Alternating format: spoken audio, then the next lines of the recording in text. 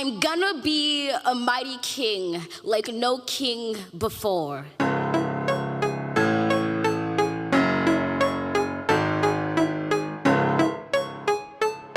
Everybody, look left, look right, everywhere you look, I'm standing in the spotlight.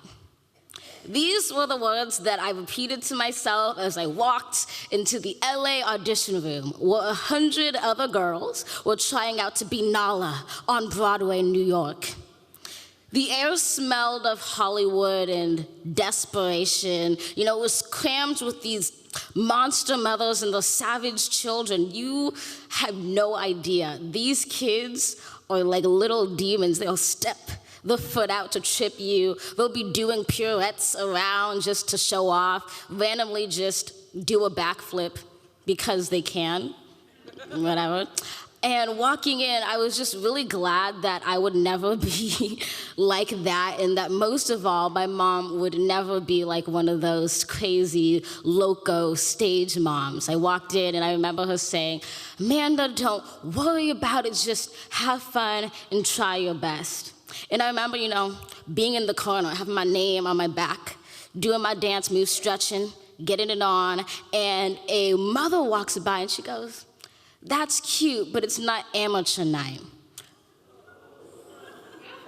Yes, my mom snapped. She went, "Hell nah." I know that lady didn't say that to my daughter. The lion of the king grew out. All of a sudden, it was just no lines drawn, yelling nasty comments at the other girls like, "I'm sure you other white girls didn't get the memo, but Lion King takes place in Africa. You can't learn melanin, honey, okay? Can't do makeup for that."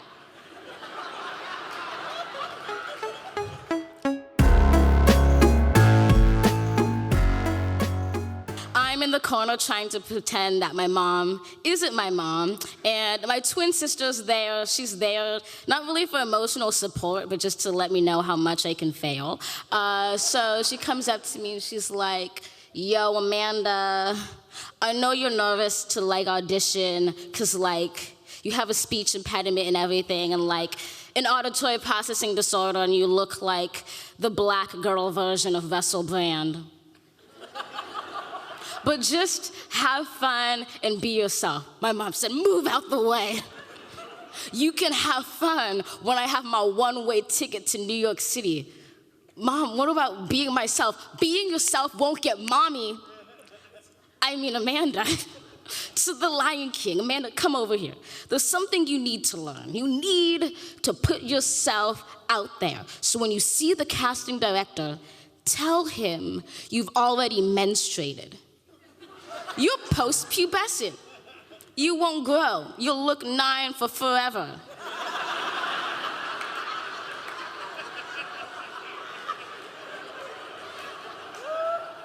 And if that doesn't work out, you can always, you know, act like a monkey, walk on your hands or some crap like that, and they might cast you as Rafiki.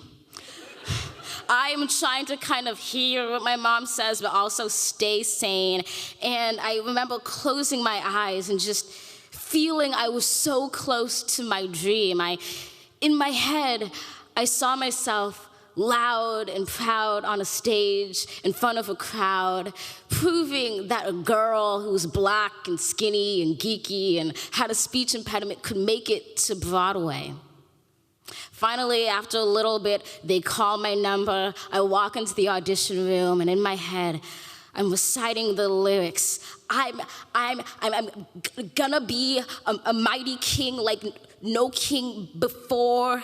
I'm working on my roar, trying to be heard, but these words don't sound right. Could I ever be in the spotlight?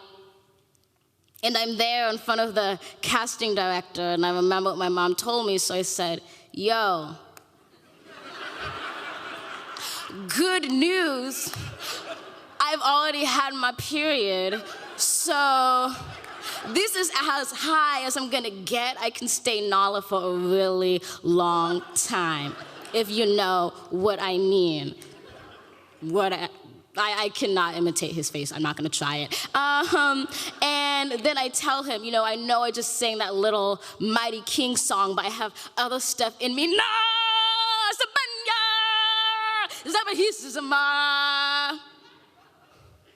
And then I heard my mom's voice in my head telling me to pull out all the stops, that if worst came to worst, and this was worst at the moment, I should, walk on my hands or something and act like a monkey. So I do not lie, I stepped back.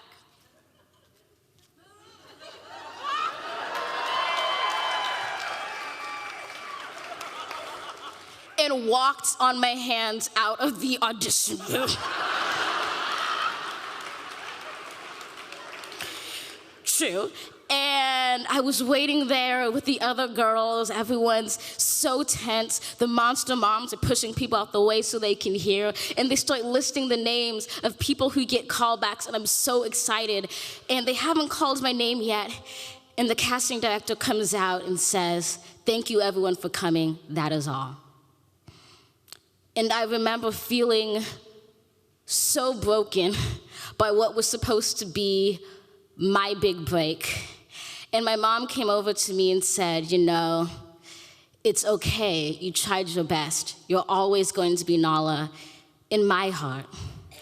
And part of me was so glad to know that I would never be like one of those girls who made it to Broadway, because I would still make it here.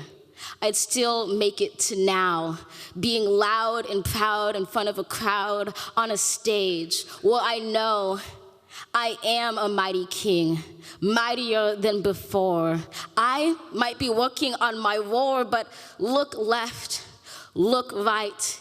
Here I am tonight in the spotlight.